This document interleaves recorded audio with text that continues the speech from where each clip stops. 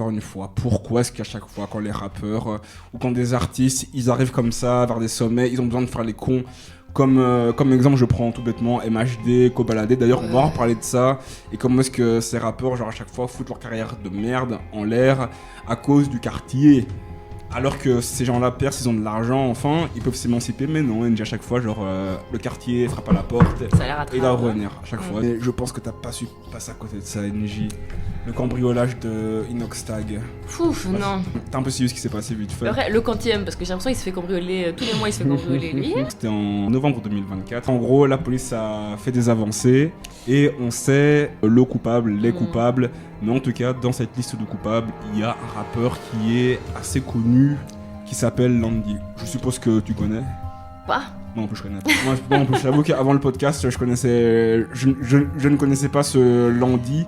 Mais en gros quand même c'est un rappeur français qui est relativement connu quand même. Ouais, en mode sur YouTube, il cumule plus de 700 000 abonnés. Sur Instagram, plus de 400 000 abonnés.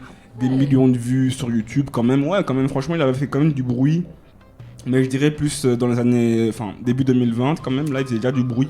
Pas mal de bruit. Mais après genre... il y a 1 an, 2 ans, il s'était un peu calmé, genre niveau sortie, niveau son, etc. Il s'était un peu calmé pour visiblement se reconvertir en bandit, pour se reconvertir en voleur de merde. Mais écoute, je vais tout expliquer de ce qui s'est passé de A à Z et on va voir ce qu'il encourt, Landy. Bref, c'est parti.